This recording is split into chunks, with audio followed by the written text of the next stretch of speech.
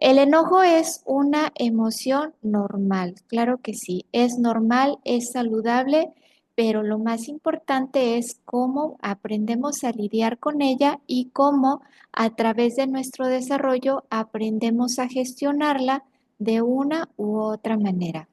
La ira descontrolada puede dañar nuestras relaciones y dañar nuestra salud.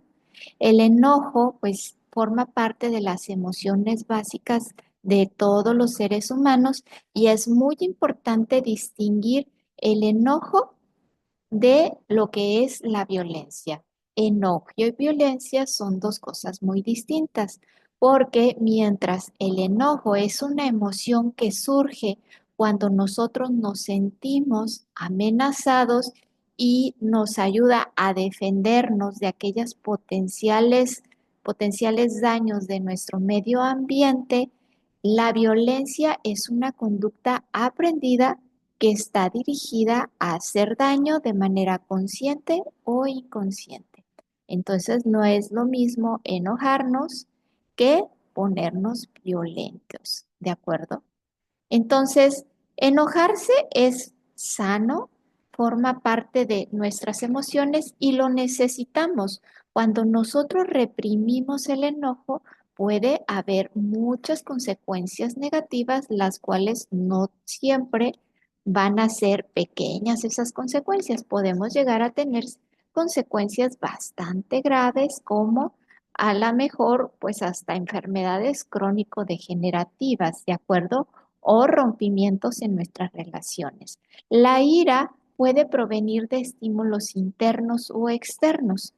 Los estímulos internos son todos aquellos pensamientos, recuerdos, emociones que nosotros tenemos adentro y que pueden despertar nuestro enojo porque percibimos una amenaza simbólica, mientras que los estímulos externos tienen que ver con aquellas situaciones medioambientales o en nuestras relaciones en donde nos sentimos potencialmente atacados, que puede haber un daño a nuestro bienestar físico o mental y entonces reaccionamos en consecuencia como un mecanismo de sobrevivencia. Entonces, el enojo, pues fue desarrollado por, digamos, nuestros antepasados desde toda nuestra evolución para poder sobrevivir. Ahora, el enojo, ¿por qué está tan mal visto en nuestra actualidad? Bueno, el enojo actualmente está, pues, siendo muy criticado, sancionado, prejuiciado, porque actualmente pensamos que el enojo es una emoción negativa, pero nada que ver. El enojo no es ni positivo ni negativo, es sano y surge para ayudarnos a sobrevivir física o emocionalmente, ¿sí? Cuando el enojo surge, podemos tener tres principales reacciones a lo que nos está sucediendo. Podemos expresarlo, podemos reprimirlo o podemos simplemente asumirlo, que son como los tres tipos de reacciones que podemos tener ante el enojo. Permítanme moverme esta diapositiva. Ya me retrocedo. Ahí ya ve.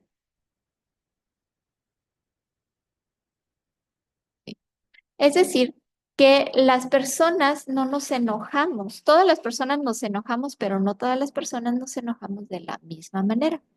Las personas utilizamos una diversidad de procesos conscientes o inconscientes para lidiar con nuestros sentimientos de enojo.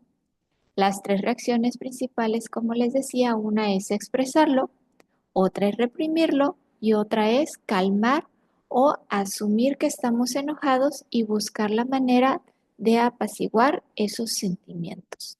Ahora, a lo mejor algunos de ustedes en este momento están pensando, yo conozco muchas personas que no lo expresan o yo conozco muchas personas que no se enojan.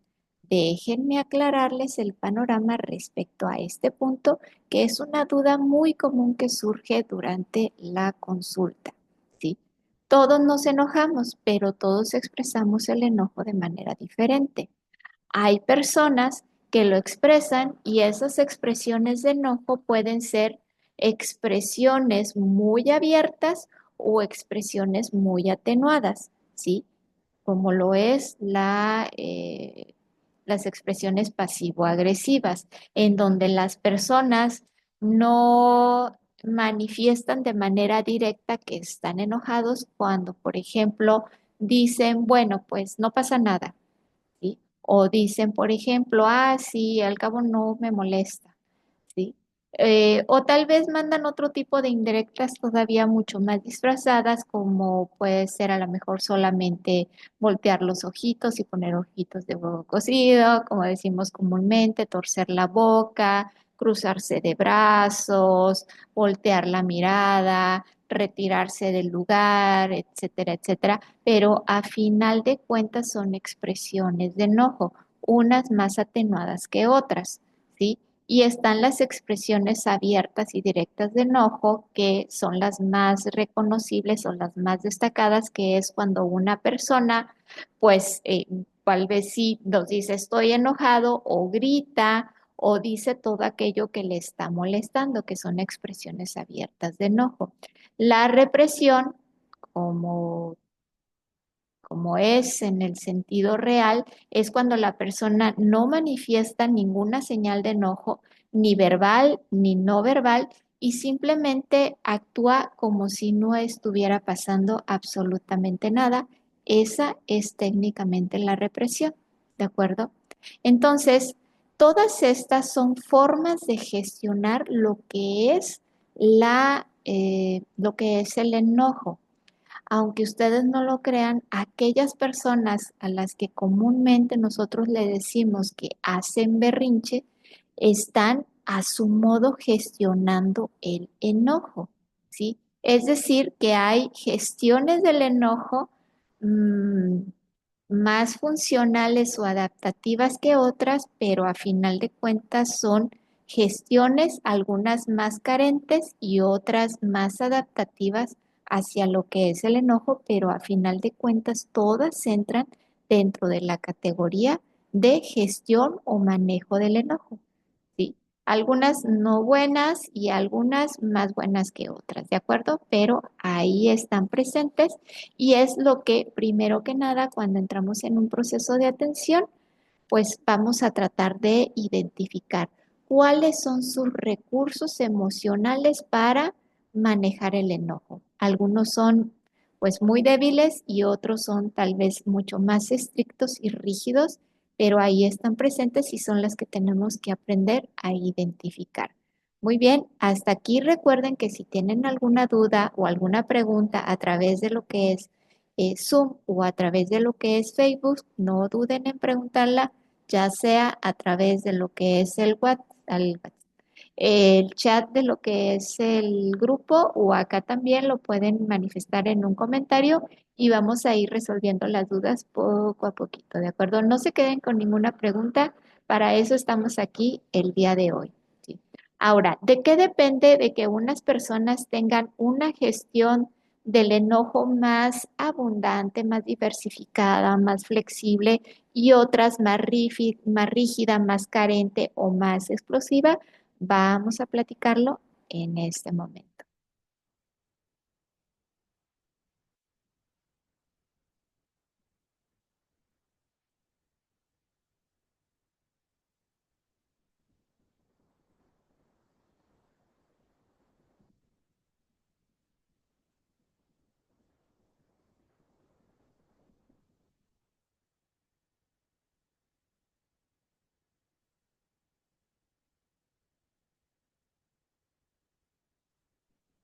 Perdón, porque estoy teniendo aquí alguna confusión con el manejo de las diapositivas, pero ahí vamos.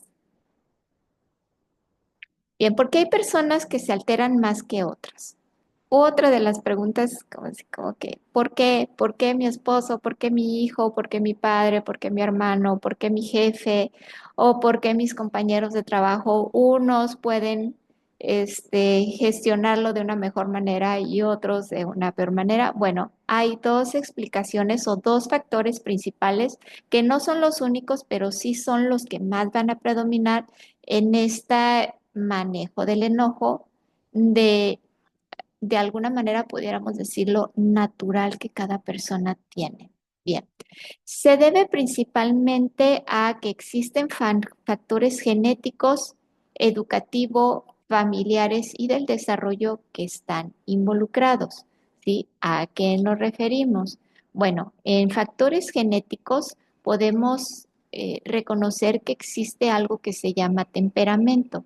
El temperamento es como esa predisposición natural que tenemos de nacimiento con la que nosotros reaccionamos a los estímulos del medio ambiente. Tenemos diferentes tipos de temperamento. El temperamento irritable, ¿sí? Es el temperamento que más le va a costar lidiar con el enojo, ¿sí? Es decir, hay niños que cuando nacen son muy tranquilitos, son muy adaptables. Hay otros niños que son más irritables, ¿sí? Bueno, pues este tipo de niños que desde que nacen son niños que reaccionan de una manera más alterada, más sensible ante lo que es el medio ambiente, se con el paso del tiempo, si tienen un ambiente familiar y una educación emocional muy favorable, van a tender a dominar ese temperamento, aunque siempre van a ser más reactivos ante lo que sucede en su medio ambiente y se van a alterar más fácil. Y si a esto pues le quitamos como que pues no hubo un ambiente familiar tranquilo, no hubo tanta educación emocional, no se favoreció el desarrollo de las habilidades emocionales, pues sí vamos a tener un panorama en el cual vamos a tener personas que son muy irritables o como les decimos comúnmente muy enojonas, muy alterables, que fácilmente pierden el control de sus emociones. Entonces, como primera instancia tenemos el factor genético, que es el temperamento con el que se nace, y como segunda instancia tenemos los factores educativos familiares y del desarrollo en el cual pueden estar presente que hay algunas familias en las cuales se nos puede enseñar más o se nos puede sancionar más lo que es la emoción del enojo. ¿A qué me refiero? Hay familias que por su naturaleza van a tender a manejar más cierto tipo de emociones. ¿A qué me refiero? A que estas familias son familias en las cuales predomina cierta emoción. Hay familias en las cuales predomina la emoción de la tristeza. Hay familias en las cuales predomina más la emoción de el miedo, la ansiedad o el estrés. Hay familias en las cuales predomina más la emoción del enojo, en la que siempre están gritando o enojando o peleándose por algo. Entonces, en función de cómo es el ambiente familiar y cuáles son las emociones que son más reconocidas y con las cuales se manejan más, es donde voy a tener como un área de expertise en donde me voy a ir desarrollando. Entonces, aquellas familias, por ejemplo, en donde predomine más la emoción del miedo, la ansiedad o el estrés, que son emociones que están muy relacionadas, van a ser familias en las que van a reconocer más esa emoción, tal vez la van a cultivar más porque son familias en donde hay gente como muy nerviosa o muy ansiosa y van a sancionar el enojo. Es un ejemplo meramente de acuerdo. Aquellas familias en donde haya más enojo predominando dentro de sus relaciones, son familias que van a reconocer más el enojo, tal vez premien más la manifestación del enojo, entonces probablemente la persona tenga más recursos de expresión emocional hacia el enojo, pero sí también puede ser que tengan menos recursos para lo que es el manejo adecuado del enojo. No hay que confundir la expresión con como la atenuación o la gestión adaptativa. Espero estar siendo clara hasta este punto. Entonces hay familias en las que sí puede predominar más una emoción y por eso la persona la vive de una manera más abierta, ¿sí? Y hay familias en las cuales se puede sancionar más el enojo y por lo tanto son familias en las que aparentemente nunca se enojan, pero no es que no se enojan, sino que reprimen el enojo, ¿sí? Entonces, puede ser que ese tipo de variables sean las que estén influyendo para que unas personas eh, presenten más de manera activa el enojo o lo gestionen de una mejor manera, de una manera más funcional. Otra diferencia que también podemos encontrar en esto de la gestión del enojo es que también puede ser que haya traumas del pasado que estén influyendo en nuestra habilidad para reconocer, para expresar y para gestionar la emoción del enojo. ¿A qué traumas me refiero? Pues, por ejemplo, que sí, efectivamente haya habido violencia en tu pasado. Puede ser que haya sido con tu familia de origen o en relaciones tempranas de la vida. O a veces no nos tenemos que ir tan atrás, pero ya en tu adultez que hayas tenido relaciones de violencia o que hayas sufrido algún acto de abuso, puede predisponerte para que tengas una gestión del enojo no funcional, ¿de acuerdo? Entonces, aquí es donde nos empezamos a preguntar, bueno, ya me di cuenta cuáles son los factores que están influyendo en mi buen o no tan buen manejo del enojo. ¿Qué es lo que puedo hacer a partir de eso? Bueno, pues existe algo que se llama manejo del enojo, que es un tratamiento, es un entrenamiento que podemos llevar a cabo en psicoterapia específicamente. Lo manejamos más o se da más en lo que es la terapia cognitivo-conductual, aunque no hay que descartar que en otros enfoques psicoterapéuticos también tienen sus propios tratamientos hacia lo que es el enojo, aunque ya no se le llama tanto entrenamiento, pero bueno, al final de cuentas el recurso psicoterapéutico sí te puede ayudar a tener una mejor gestión del enojo o de la ira, que a final de cuentas son sinónimos, ¿de acuerdo? ¿Cuál es el objetivo de un tratamiento que va dirigido a un manejo funcional del enojo? Principalmente va dirigido a reducir los sentimientos emocionales y el despertar fisiológico que tenemos cuando se presenta la emoción.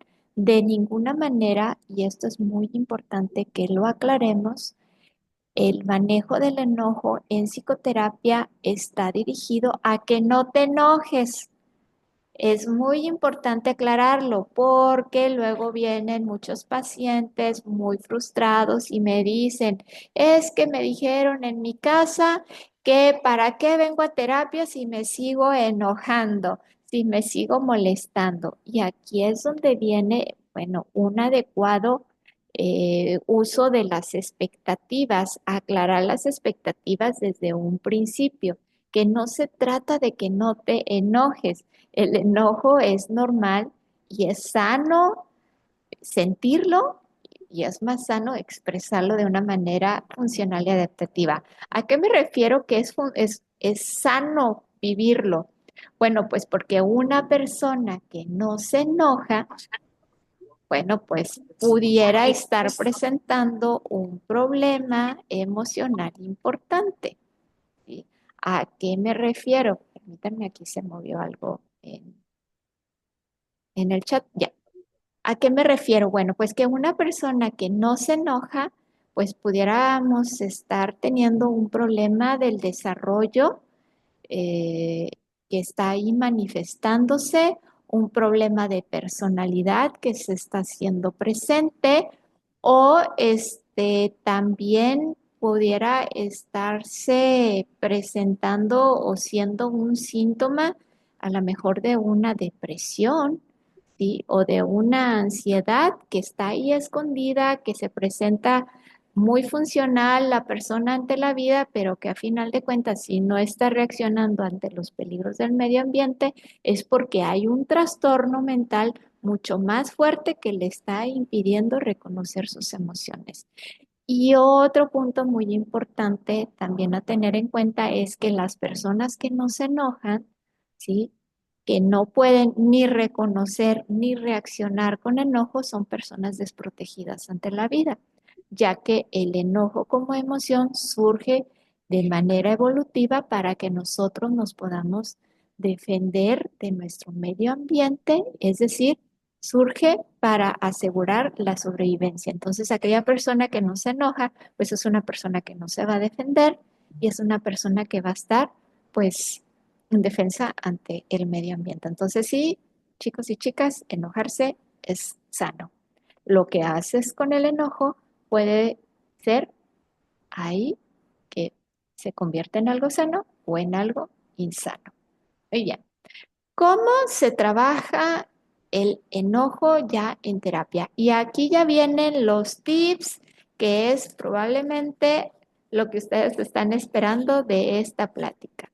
¿Qué podemos hacer para mejorar mi gestión del enojo, que sea más funcional y más adaptativa? Aquí vienen las técnicas, ¿de acuerdo?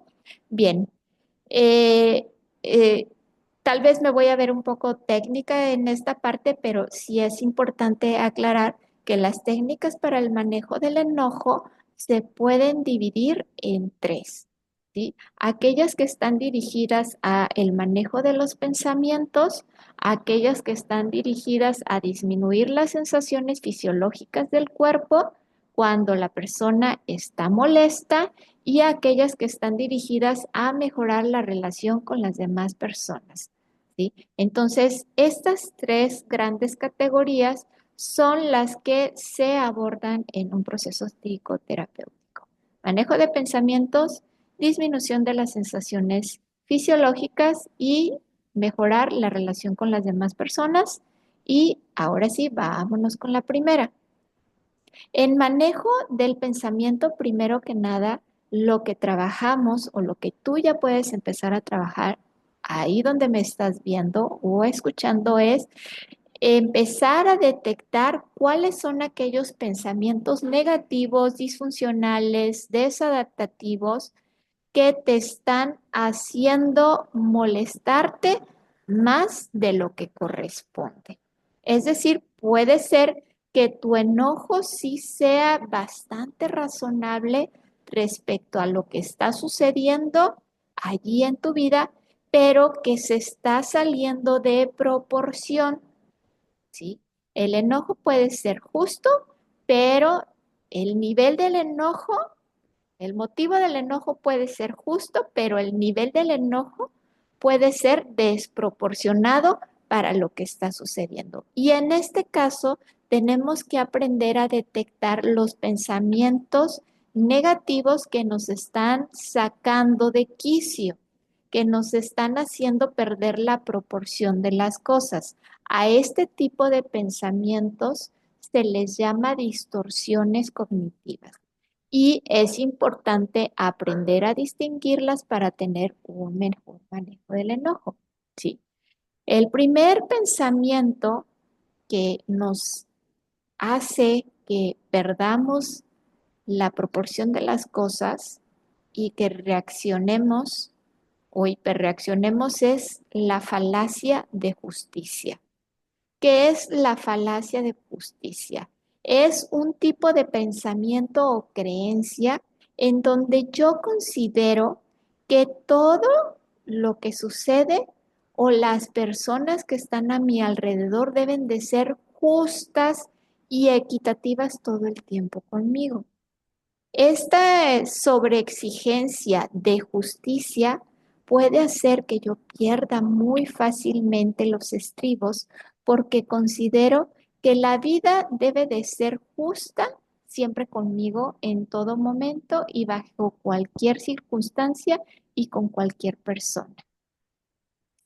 La falacia de justicia puede hacer que yo considere que si las cosas no son justas como yo las tengo aquí en mi mente, representadas e interiorizadas de cómo deben de ser, entonces me considero atacada o atacado.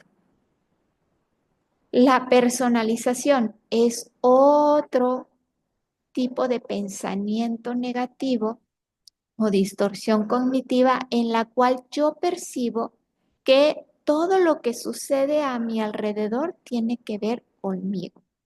Entonces me tomo todo de manera muy personal, perdiendo de vista que puede haber otro tipo de razones por las cuales están sucediendo las cosas o las personas están reaccionando así conmigo.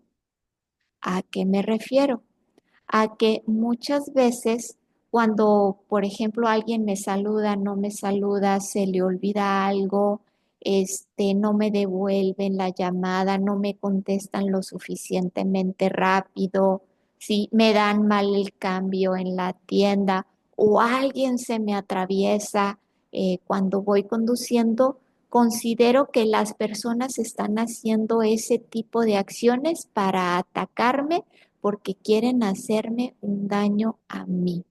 La personalización es tomarme todo muy a pecho, ¿sí? Y es un tipo de distorsión cognitiva que necesitamos aprender a detectar para después corregir y así no tomarme siempre tan a pecho todo lo que sucede a mi alrededor. ¿Sí? Entonces, aquí la tarea que yo le dejo a mis pacientes es pensar en diferentes posibilidades o explicaciones de por qué la persona se me atravesó ahí en el carril, por qué te dio mal el cambio, por qué crees, qué otras razones crees que pudieron haber sucedido por los cuales no te devolvieron la llamada, el mensaje, te mandaron el emoji o el meme, porque ahora son también causas de molestia este tipo de acciones, ¿no? Que suceden ahí en nuestras redes sociales. Y luego otro tipo de pensamiento negativo que empeora nuestra situación es la lectura de pensamiento, que es cuando hacemos suposiciones de lo que las otras personas están haciendo o pensando. Entonces, si yo hago suposiciones y esas suposiciones les doy el valor de verdad, es decir, considero que eso es lo que es, no pienso que es una interpretación, pienso que es el hecho, que es la verdad de lo que está sucediendo en la mente de la otra persona, entonces puedo llegar a molestarme, en este caso sería un motivo interno por el cual me estaría molestando, porque yo desato mi propia furia al suponer que la otra persona me cree tonto o me está viendo la cara. Seguramente no está tomándome en cuenta porque quiere hacerme quedar mal. Entonces, en otras palabras, es como hacer suposiciones y no rectificar o preguntar si eso que yo estoy pensando es lo que realmente está sucediendo.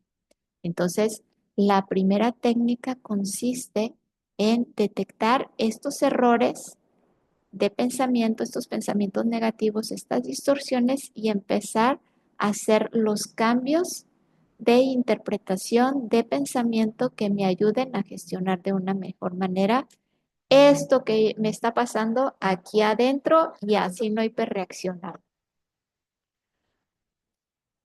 En cuanto a disminuir las sensaciones corporales, se trata de a echar a andar técnicas de relajación para que cuando las personas estén molestas, puedan relajarse y disminuir esas sensaciones corporales que pueden ir desde que se me aceleró el corazón, sentí la cara roja, sentí ganas de golpear, sentí mi cuerpo todo tenso, sentí un hueco en el estómago, etcétera. Entonces, se le ayuda a la persona a detectar cuáles son las señales sensoriales y corporales que sienten cuando empiezan a molestarse para echar a andar técnicas de relajación. Entonces, aquí la pregunta obligada cuando estamos iniciando esta parte del tratamiento es, ¿cuáles, qué cosas sientes en tu cuerpo para irlo como haciendo más entendible? ¿Qué cosas sientes en tu cuerpo? ¿Qué sensaciones sientes en tu cuerpo cuando estás enojado? Entonces, a partir de lo que la persona me diga, que por ejemplo siente la respiración muy agitada o siente que las manos se le tensan, vamos ensayando durante lo que es la sesión técnicas para disminuir esa sensación corporal, que puede ser si sientes las manos muy tensas, pues empezar a sacudirlas, si estás hiperventilando, empezar a hacer respiraciones pausadas, inhala, exhala, sostener el aire, dejarlo salir tranquilamente o suavemente por la boca. Si están sintiendo el corazón muy acelerado, empezar a hacer el ejercicio de la mariposa, etcétera, ¿no? Es decir, antes de que la persona pierda el control corporal, echar a andar técnicas de relajación para disminuir esas sensaciones. También ayuda mejorar las relaciones personales. Cuando estamos dentro de relaciones pues muy tensas, de mucha agresividad, de mucho intercambio, a lo mejor de palabras altisonantes, en donde hay mucha agresividad latente o explícita en las conversaciones, pues se recomienda elaborar mm, como un menú de respuestas cuando yo me siento atacado. Poniendo el contexto de una relación de pareja, si a ti lo que te altera es que, por ejemplo, tu esposo o tu esposa te diga, ya vas a empezar, y es lo que me despierta el enojo, y es a partir de esa frase, que es una frase gatillo, parte del entrenamiento también es como detectar cuáles son aquellos frases o momentos gatillos con los cuales tú pierdes los estribos, ¿sí? A partir de que ya detectamos cuáles son aquellas frases o movimientos o gestos o situaciones gatillo, desarrollar como un menú en el cual tú puedas responder desde una manera tranquila porque ya lo tienes ensayado. Entonces, si tu esposo tu esposo o tu esposa te dice ya vas a empezar, tú tengas ya una respuesta ensayada para no caer en la provocación, si es que es una provocación, o tal vez no es una provocación, pero es la manera en la cual tu pareja, pues te está, no de una manera funcional, claro, pero te está haciendo notar que las cosas ya se están disparando, entonces puedas tener una frase colchón que te ayude a hacer tiempo y a retirarte emocionalmente, ¿sí? Como por ejemplo, mira, me estoy sintiendo molesto, mejor lo hablamos después, ¿sí? O te veo muy molesta, mejor lo hablamos cuando los dos estemos más calmados, ¿sí? De hecho, en terapia de pareja, cuando hay como este tipo de intercambios agresivos o esta escalada de poder, que es cuando las cosas empiezan a desproporcionarse y empieza a haber una discusión que ya está perdiendo completamente el sentido, se les hace la sugerencia a las parejas de tener una frase clave con la cual ambos detecten que están molestos y que necesitan hacer una pausa. También se trabaja mucho con el entrenamiento en habilidades sociales. En el entrenamiento en habilidades sociales, pues lo que se trabaja es ayudarle a las personas a saber cómo iniciar, cómo terminar una conversación, cómo pedir las cosas de una manera más amable, cómo responder cuando la otra persona se está molestando, cómo pedir espacio físico o espacio emocional cuando me estoy sintiendo invadido. Entonces, parecen cosas muy básicas, pero no siempre las personas lo tienen dentro de de su educación emocional que debió haberse dado en la familia. Aquí estoy viendo una pregunta.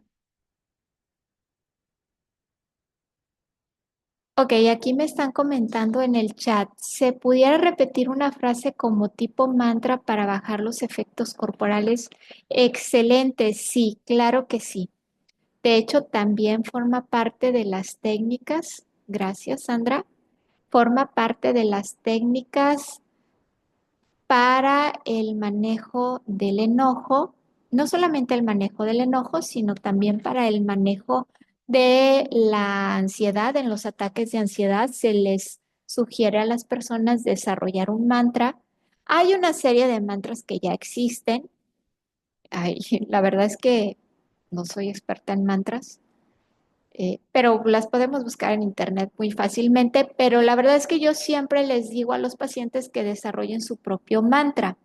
Y aquí les voy a pasar un ejercicio bien bonito que nos ayuda a encontrar el mantra adecuado para cada uno de nosotros.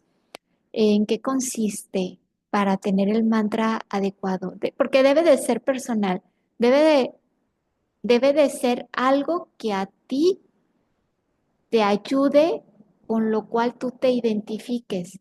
Entonces, una manera en la cual yo le recomiendo a mis pacientes para que construyan su propio mantra es que escojan tres cosas con las cuales se sienten protegidos, amados o que les dé paz. Estas tres cosas pueden ser personas, pueden ser cosas de su casa, pueden ser recuerdos bonitos que tengan de su vida. Por ejemplo, puede ser eh, oso, papá, playa, ¿sí? Oso porque me gustan, estoy construyéndolos como un ejemplo. Oso porque me gustan los abrazos de oso y papá porque admiro mucho a mi papá y cómo él gestionaba sus emociones y playa porque lo que más me relaja es la playa. Entonces, mientras dices tus palabras, vas evocando las imágenes que están relacionadas con esas tres palabras claves que para mí tienen un significado, ¿de acuerdo? Entonces, se puede utilizar los mantras, pero yo les sugiero que cada quien construya su propio mantra con el cual se sientan identificados y eso les ayude a tranquilizarse y a recordar los motivos por los cuales están trabajando lo que el objetivo que estén trabajando en ese momento, porque les digo, es una técnica que se puede utilizar para manejo del enojo, pero también para lo que son los ataques de ansiedad, etcétera.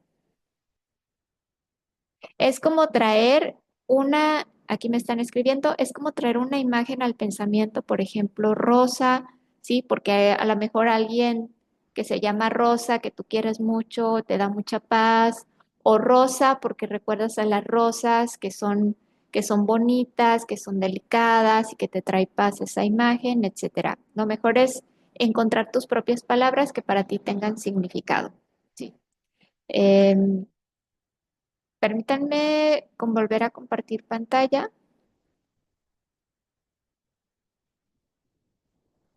Muy bien.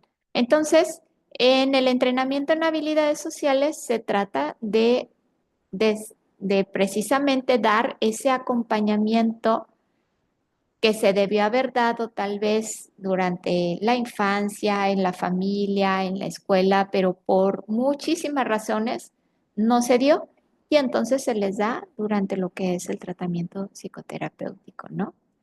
También es importante recordar que no siempre el enojo va a surgir porque las demás personas o lo que sucede en mi medio ambiente me amenaza, ¿sí? O me hace sentir simbólicamente amenazado o en peligro. El enojo también puede surgir porque muchas veces también nosotros provocamos ese enojo como una manera de agarrar fuerza, ¿sí?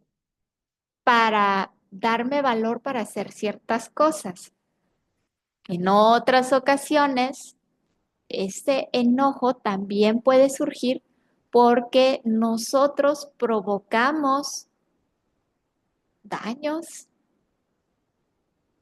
y atentamos también contra el bienestar emocional, mental y físico de las demás personas, queriendo o no queriendo, que ahí ya entran de repente algunos tintes de violencia. Hay que reconocer que no siempre somos el objeto de el enojo de las demás personas.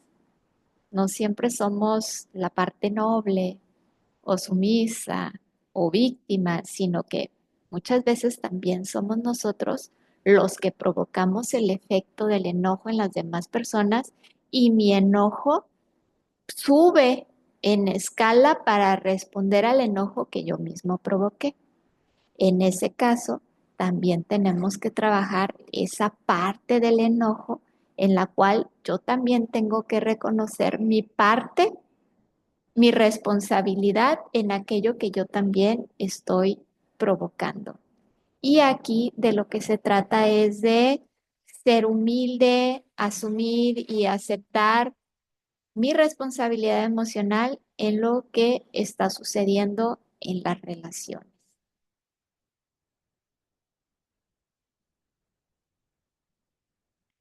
Otras técnicas para el manejo del enojo son evitar los disparadores, ¿sí? En donde detectamos, aquí se trata de darte cuenta cuáles son aquellas situaciones que te hacen perder los estribos, ¿sí? Si ya sabes que cuando, si ya sabes que cuando tomas pierdes el control de tus emociones, pues entonces hay que empezar a poner límites.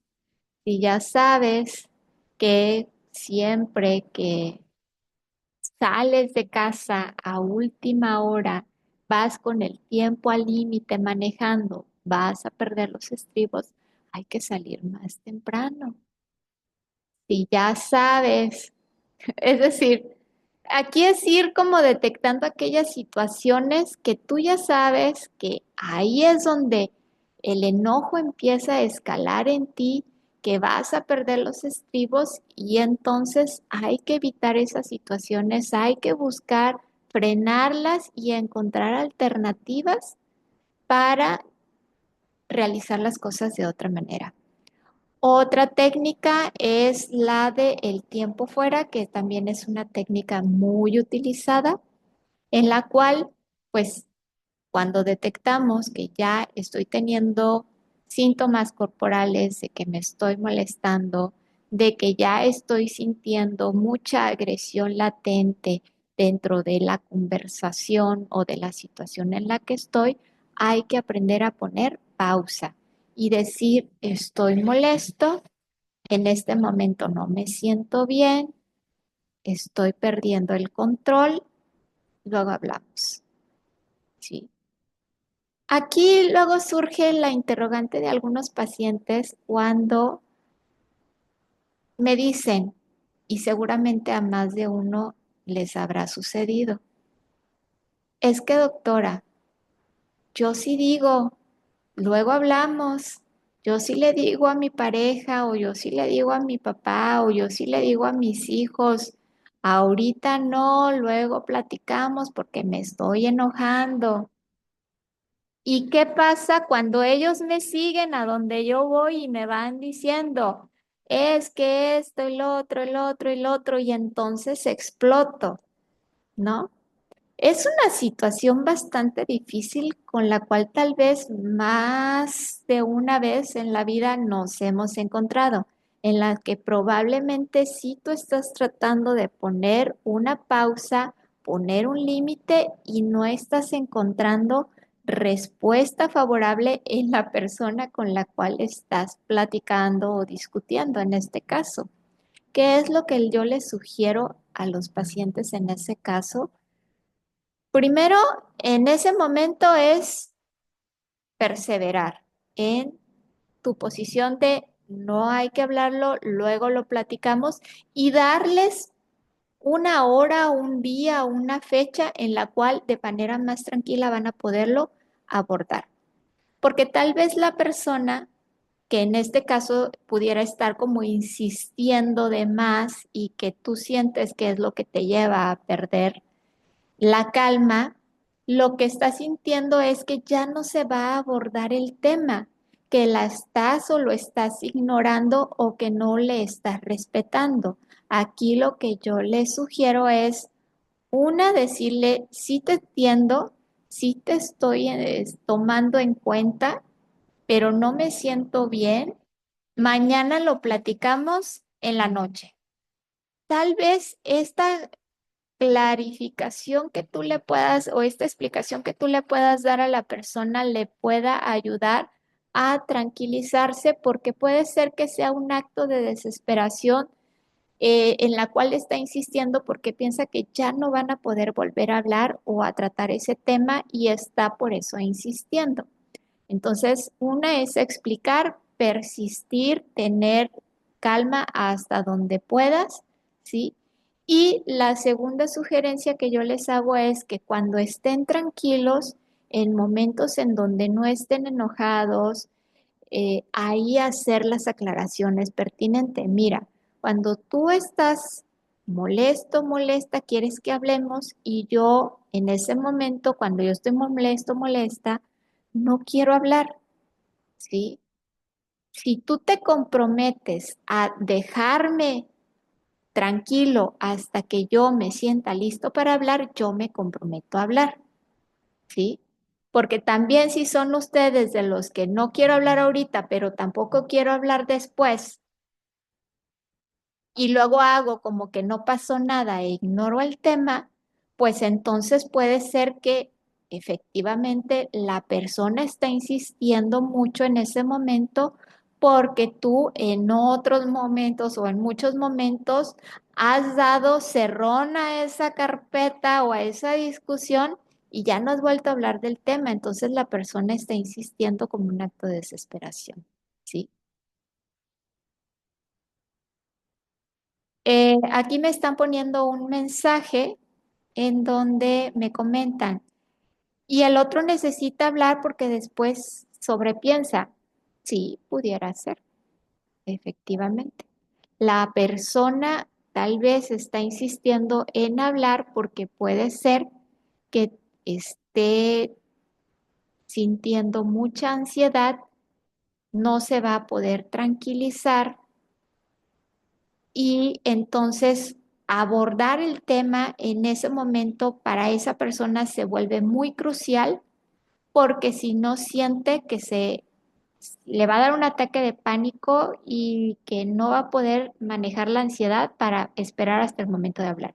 En ese caso, cuando son situaciones de pareja, pues sí, yo les recomiendo, bueno, ¿qué tal si toman terapia de pareja o, en su defecto, uno tome terapia por un lado y el otro por el otro? Es decir, cada uno lleve su su propio proceso para abordar esas situaciones individuales que les están sucediendo. ¿De acuerdo? Y ya para terminar, qué hacer cuando la otra persona te evade y te evade?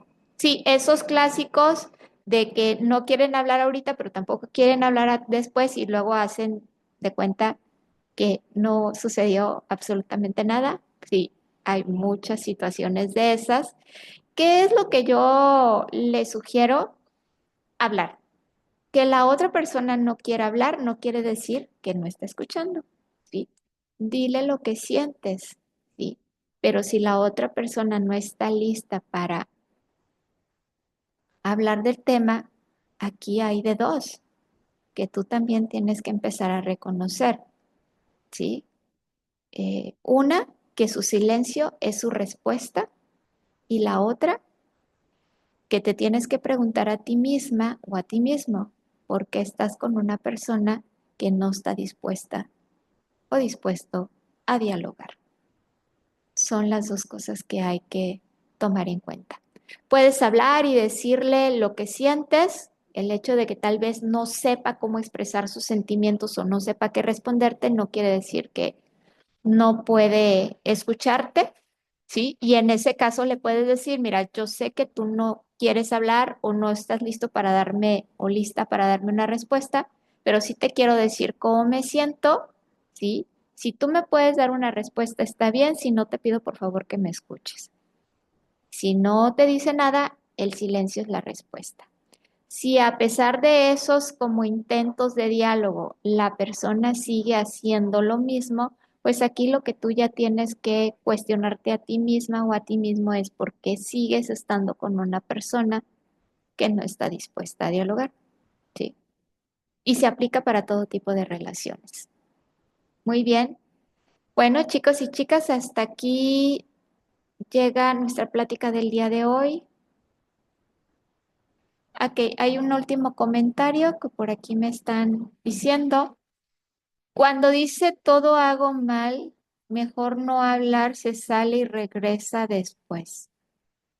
Cuando, ok, aquí no sé si estoy entendiendo bien. Cuando la persona que dice, cuando la persona te dice que no habla porque lo que hable lo va a decir mal, sí, sí hay también ese tipo de situaciones que hay personas que sí tienen algo que decir, pero prefieren no decirlo porque piensan o sienten que lo que digan va a estar mal y prefieren callar, ¿sí? Aquí yo te invitaría a que reflexionaras tú si tal vez estés participando en en ese pacto de silencio que la persona tiene. ¿Qué quiere decir? Que hay ocasiones en las cuales nosotros les pedimos a las personas, dime lo que piensas, dime lo que sientes, y en cuanto me lo dicen, los regaño, los sanciono, exploto y les digo que no es cierto o que no tiene sentido lo que me están diciendo. Entonces, si cada vez que yo invito a una persona a hablar, lo que me diga, se lo corto, lo invalido, lo descalifico o humillo, pues entonces no te sorprendas que las personas dejen de hablar, porque la experiencia, y es una suposición, pero hay de todo en este mundo, la experiencia que están teniendo contigo de dialogar no está siendo una experiencia nutritiva. ¿Me explico? Sí. No todas las personas tienen las habilidades emocionales y verbales que nosotros suponemos que deberían de tener. Entonces, si pudiera ser que la persona tenga tan malas experiencias contigo o en sus relaciones anteriores, que prefiere mejor no hablar porque es más fácil aceptar el castigo de no hablar, porque ese es como castigo seguro, no hay cierre, ya sé a dónde voy, a hablar y que sean castigados por lo que piensan o lo que dicen. Entonces, si tú quieres que una persona hable contigo y saber lo que piensa y lo que siente, también tienes que estar dispuesta a aceptar lo que te están diciendo y a dejarlos que se los expresen. ¿Sí? Eso es difícil porque es un golpe para el ego. Muchas veces queremos que las personas hablen, pero queremos que las personas hablen lo que yo quiero escuchar y que lo expresen de la manera en que yo deseo o estoy preparada para escuchar. Entonces ahí tenemos un problema de relación, un problema de pareja, que sería necesario trabajar en terapia. ¿De acuerdo? Muy bien, bueno, pues hasta aquí llega nuestra plática del día de hoy. Espero que lo que hayamos platicado en este día les haya gustado, pero más que nada que les haya servido. Les mando un abrazo en esta bonita noche y nos vemos en el siguiente webinar que vamos a hablar sobre hijos adolescentes. ¿Sí?